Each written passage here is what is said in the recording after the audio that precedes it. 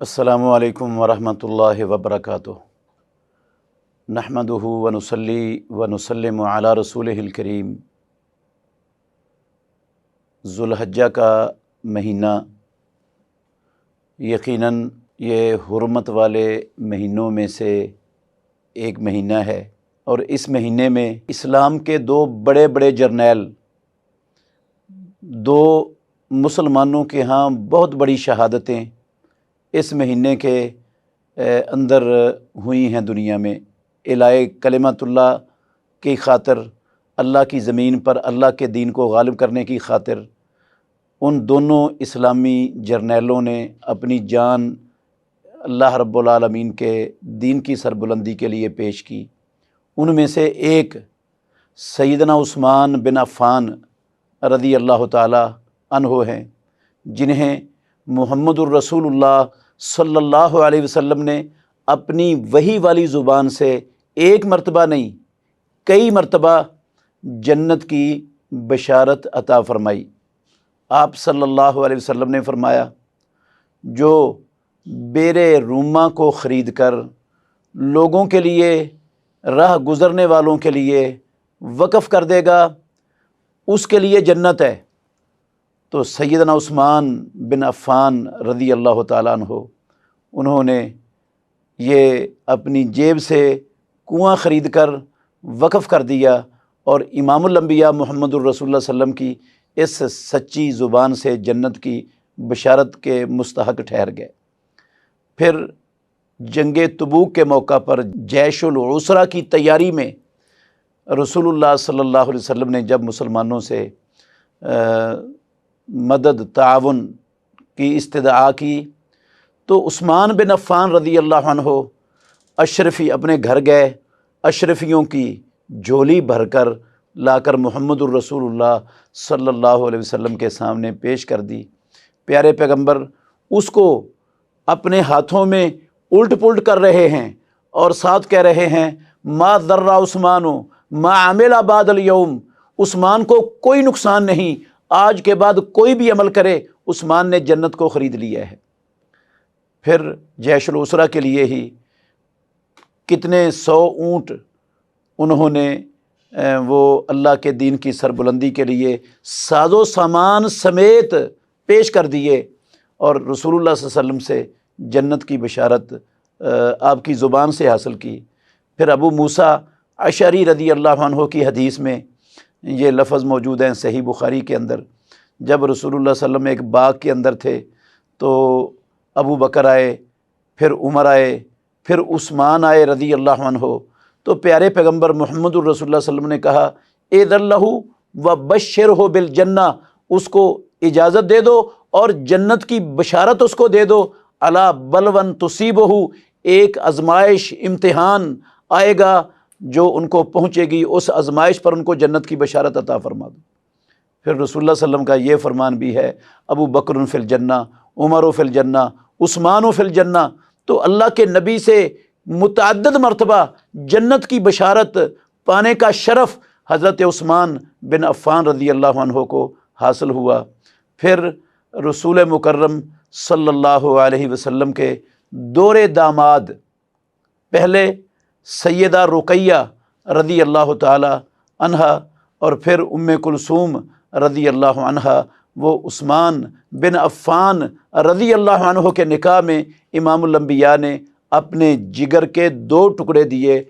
حضرت عثمان بن عفان رضی اللہ عنہ کو۔ یہ عظمت اور یہ شرف بھی اللہ رب العالمین نے عطا فرمایا۔ پھر حضرت عثمان رضی اللہ عنہ السابقون الاولون میں اللہ رب العالمین نے ان کو شامل ہونے کا اعزاز بخشا۔ وہ کہتے ہیں، اسلام کے اندر آنے والا چوتھا فرد میں تھا جس کو اللہ رب العالمین نے اسلام میں داخل ہونے کی توفیق عطا فرمائی۔ حضرت ابو بکر رضی اللہ عنہ کی دعوت پر سنتے ہی اسلام کی دعوت کو قبول کر لیا، اور اسلام میں السابقون الاولون میں شمار ہو گئے، جن کے بارے میں اللہ رب العالمین نے کہا کہ اللہ نے ان کے لیے جنتیں تیار کر دیں، اللہ ان سے راضی ہو گیا اور وہ اللہ سے راضی ہو گئے۔ یہ شرف بھی اللہ رب العالمین نے حضرت عثمان بن عفان رضی اللہ تعالیٰ عنہ کو عطا فرمایا۔ اور دنیا میں محمد الرسول اللہ صلی اللہ علیہ وسلم کی امت میں شرم و حیا کے عظیم الشان پیکر تھے۔ اللہ رب العالمین کے آسمانوں کے فرشتے بھی سیدنا عثمان بن عفان رضی اللہ عنہ سے حیا کرتے تھے۔ دنیا میں اللہ کی زمین پر 24 لاکھ مربع میل پر حکمرانی کرنے والے 12 سال تک عدل و انصاف اور دنیا میں اسلام کے غلبے کا زبردست کام کیا، اور ساری زندگی محمد الرسول اللہ صلی اللہ علیہ وسلم کے ساتھ اعلاء کلمت اللہ کے لیے جہاد فی سبیل اللہ کے میدانوں میں تمام غزوات کے اندر شریک ہوئے، سوائے غزوہ بدر کے۔ اور غزوہ بدر میں بھی وہ تیاری کر کے نکل چکے تھے، لیکن آپ کی اہلیہ محترمہ سیدہ رقیہ رضی اللہ عنہا امام الانبیاء کی لخت جگر، وہ بیمار تھیں، تو محمد الرسول اللہ صلی اللہ علیہ وسلم نے حکم دے کر عثمان بن عفان رضی اللہ عنہ کو ان کی تیمارداری کے لیے پیچھے چھوڑ دیا اور ان کو ساتھ جانے کی اجازت نہیں دی۔ لیکن اجر میں، بدریوں کے اجر میں اور بدریوں کے جو ہے نا وہ غنیمت کے اموال میں محمد الرسول اللہ صلی اللہ علیہ وسلم نے ان کو شریک کیا۔ بدر کے علاوہ ہر جنگ میں عثمان بن عفان رضی اللہ عنہ نے اپنی جرأت اور بہادری کے جوہر دکھائے اور کفر کا، شرک کا کلا کما کیا۔ اور یہ فطری بات تھی کہ دنیا میں اسلام دشمنوں کو، کفار کو ان لوگوں سے بڑی شدید قسم کی تکلیف تھی، وہ نہیں برداشت کر سکتے تھے۔ جن کے عزائم خاک میں مل گئے، جن کے بڑوں کو ذلت اور رسوائی جن کے ہاتھوں اٹھانی پڑی، ان کے دلوں میں اسلام کے خلاف، مسلمانوں کے خلاف، ان عظیم اسلام کے جرنیلوں کے خلاف بغض، کینہ، عداوت، نفرت، حسد ان کے دلوں میں بھری ہوئی تھی۔ وہ کوئی کسر انہیں نقصان پہنچانے کی نہیں چھوڑ سکتے تھے۔ یقیناً یہ فطرت ہے تمام کفار کی، جب وہ اسلام کے غلبے کو برداشت نہیں کر سکتے تو پھر اسلام کے غلبے کے لیے کام کرنے والوں کی عداوت اور دشمنی اپنے سینوں میں رکھ کر ان کو رستے سے ہٹانے کی، ان کو ختم کرنے کی، ان کے مشن کو ہمیشہ کے لیے بند کرنے کی سازشیں، کوششیں اس پر وہ چل پڑتے ہیں۔ یہ ہمیشہ سے دنیا میں کفار کا، اسلام دشمنوں کا، اللہ کے بندوں کے دشمنوں کا یہ طریقہ رہا۔ اسلام کے ان جرنیلوں کو جن کے ذریعے اللہ رب العالمین نے اسلام کو غلبہ دیا، فتوحات ہوئیں، مسلمانوں کو عزت ملی، کامیابیاں ملی، کفر اور شرک کی کمر ٹوٹ گئی، کفر اور شرک کے نظام دنیا میں بکھر گئے، امن اور سلامتی کے پھریرے دنیا میں لہرا گئے، تو یہ اسلام دشمنوں کو یہ چیز برداشت اور گوارا نہیں تھی۔ وہ سب کے سب اکٹھے ہو کر، کیا یہودی، کیا عیسائی، کیا مجوسی، کیا مشرکین، کیا منافقین، سب کے سب ان ہستیوں کے خلاف اکٹھے ہو کر ان کو رستوں سے ہٹانے کے لیے، ان سے اپنی ذلت، اپنی رسوائی اور اپنے نظاموں کے بکھرنے کا بدلہ لینے کے لیے پھر وہ ان کی جانوں کے درپے ہوئے۔ تو حضرت عثمان بن عفان رضی اللہ عنہ کے خلاف یہودی بھی میدان میں تھے، عیسائی بھی میدان میں تھے، ایران کے آتش پرست مجوسی بھی میدان میں تھے۔ عبداللہ بن سبا جو یہودی تھا اور اسلام کا لبادہ اوڑھ کر مسلمان ہونے کا دعوے دار تھا، اہل بیت کی محبت کے نام سے، وہ بھی سب سے زیادہ متحرک تھا حضرت عثمان رضی اللہ عنہ کے خلاف فتنے کو برپا کرنے میں۔ اور یہ سارے کافر، ان کو یہ کامیابی ملی عبداللہ بن سبا کے ذریعے بھی، اور تمام کافروں کی سازشوں سے بہت سے سادہ لو مسلمان جو زیادہ تر حالات سے بے خبر تھے، جنہیں زیادہ معلومات نہیں تھی، نئے نئے مسلمان تھے، ان کو ان لوگوں کی عظمتوں کا اور ان کے نظریات کا اور ان کے اخلاص کا اور ان کی محنت کا اور اسلام پر فدائیت کا جن کو حقیقی طور پر اندازہ نہیں تھا، وہ ان شر پسندوں کی باتوں میں آ کر وہ بھی حضرت عثمان رضی اللہ عنہ کے خلاف میدانوں میں جو ہے نا وہ کھڑے ہو گئے، اور ایک بہت بڑا محاذ اٹھا، مدینہ طیبہ کا محاصرہ کر لیا گیا۔ اور اس محاصرے کے دوران عثمان بن عفان رضی اللہ عنہ مسلمانوں کے تیسرے خلیفہ راشد، احد العشرۃ المبشرہ بالجنہ، 24 لاکھ مربع میل اللہ کی زمین کے حکمران، دیانتداری اور عدل کو قائم کرنے والے حکمران، انہوں نے اپنی ذات کی خاطر ان منافقین کو، جنہوں نے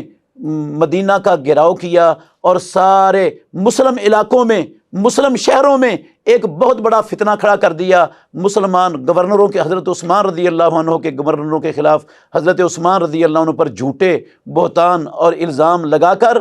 تو کسی کے خلاف حضرت عثمان رضی اللہ عنہ نے جو ہے نا وہ مسلح جد و جہد نہ کی، نہ کسی کو مسلح جد و جہد کرنے کی اجازت دی، کیونکہ عثمان بن عفان رضی اللہ تعالی عنہ وہ نہیں چاہتے تھے کہ ان کی خاطر کسی کلمہ پڑھنے والے کا خون بہے اور وہ ایک فتنے کا حصہ بنے، بلکہ ان کے سامنے امام الانبیاء محمد الرسول اللہ صلی اللہ علیہ وسلم کی وہ فتنوں کے متعلق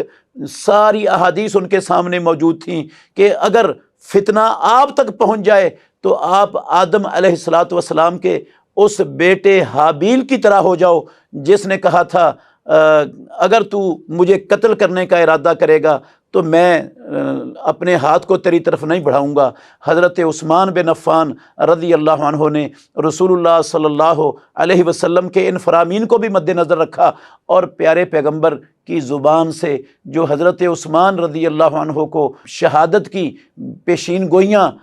کی گئی تھی، وہ بھی حضرت عثمان بن عفان رضی اللہ عنہ کی آنکھوں کے سامنے تھی۔ ایک مرتبہ پیارے پیغمبر احد پر تھے، ابو بکر و عمر بھی ساتھ تھے، عثمان بھی ساتھ تھے، احد پہاڑ نے حرکت کی تو پیارے پیغمبر نے کہا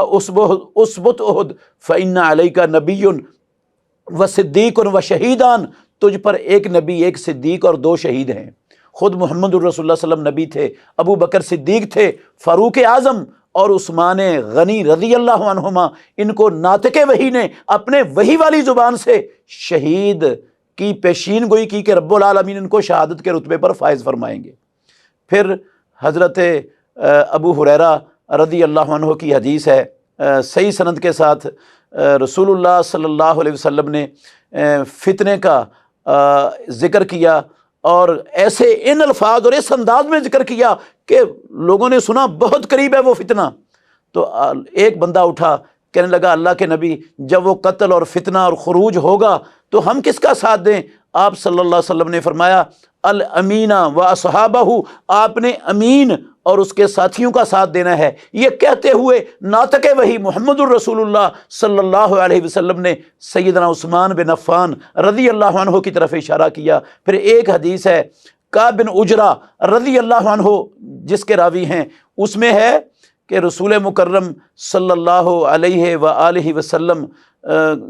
بات کر رہے تھے، فتنوں کا ذکر کر رہے تھے، تو ایک شخص سر کو ڈھانپے ہوئے گزرا، تو امام الانبیاء محمد الرسول اللہ صلی اللہ علیہ وسلم نے فرمایا ھذا علی الحق، یہ بندہ حق پر ہوگا۔ کعب بن عجرہ رضی اللہ عنہ کہتے ہیں کہ میں بھاگا اور عثمان رضی اللہ عنہ کو کندھوں سے پکڑ کر امام الانبیاء کے سامنے لا کر کھڑا کیا۔ میں نے کہا یہ بندہ؟ آپ نے فرمایا ہاں یہ بندہ، یہ حق پر ہوگا۔ اور اللہ نے قرآن مجید میں حق پر رہنے والوں کا ساتھ دینے کا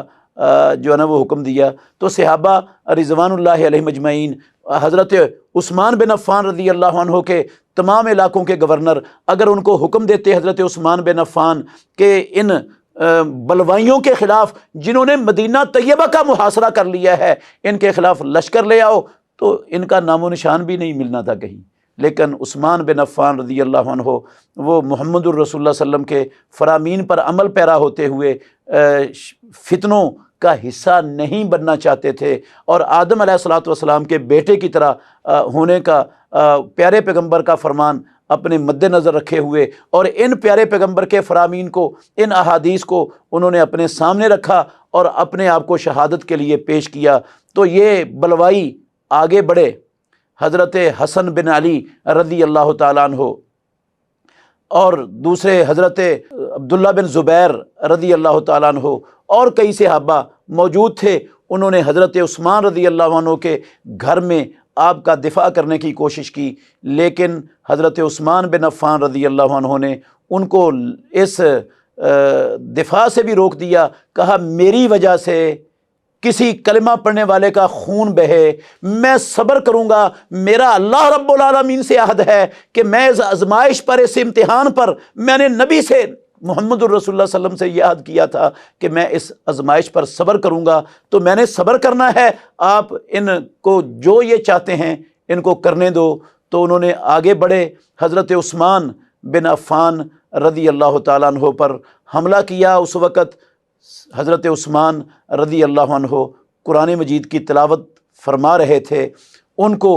مسلمانوں کے تیسرے خلیفہ راشد، مسلمانوں کے 24 لاکھ مربع میل کے حکمران کو انتہائی بے دردی سے، سفاکیت سے ان کو شہید کر دیا گیا، اور ان کے مبارک لہو سے قرآن مجید کے اوراق بھی رنگے گئے۔ اور اس شہادت والی رات حضرت عثمان بن عفان رضی اللہ عنہ نے خواب بھی دیکھا تھا کہ خواب میں آپ صلی اللہ علیہ وسلم، ابو بکر و عمر وہ تشریف لائے ہیں، محمد الرسول اللہ صلی اللہ علیہ وسلم کے وہ بھی ساتھ ہیں۔ تو آپ صلی اللہ علیہ وسلم نے عثمان بن عفان رضی اللہ عنہ کو کہا تھا کہ آج آپ ہمارے ساتھ افطاری کرو گے۔ ان ظالموں نے 31 دن تک مسلسل حضرت عثمان رضی اللہ عنہ کے گھر کا محاصرہ کیے رکھا، اور ان تک، ان کے گھر والوں تک نہ راشن پہنچنے دیا، نہ پانی پہنچنے دیا۔ اکثر دنوں میں وہ روزہ رکھ کر جو ہے نا وہ گزارتے تھے، قرآن مجید کی تلاوت کرتے تھے، لیکن اپنی وجہ سے کسی کلمہ پڑھنے والے کے خون کو بہانے کی اجازت نہیں دیتے تھے۔ تو یہ اسلام دشمن، یہ ظالم، یہ پراپیگنڈے کا شکار کچھ لوگ آگے بڑھے، اور حضرت عثمان رضی اللہ عنہ اپنی شہادت والی مراد پا کر سرخرو اور کامیاب ہو گئے، اور اللہ رب العالمین کی جنتوں میں چلے گئے۔ یہ شہادت جب ہوئی ہے تو مسلمانوں نے، یقیناً مسلمانوں کو تکلیف ہوئی ہے۔ اللہ تعالیٰ حضرت عثمان بن عفان رضی اللہ عنہ، جو انہوں نے اسلام کے غلبے کے لیے 12 سال تک حکومت کی، فتوحات کی، اسلام کو غالب کیا، کفر شرک کو مٹایا اور اسلام دشمنوں کی کمر کو توڑا، اللہ رب العالمین ان کی ان نیکیوں کو یقیناً قبول فرما کے ان کو جنت الفردوس کے اندر جگہ عطا فرمائے گا۔ اور اللہ ہمیں ان لوگوں کے نقش قدم پر چلتے ہوئے، ان کے منہج کو اور ان کے طریقے کو اپناتے ہوئے اپنی زمین پر زندگی بسر کرنے کی توفیق عطا فرمائے۔ آخر دعوانا الحمدللہ رب العالمین۔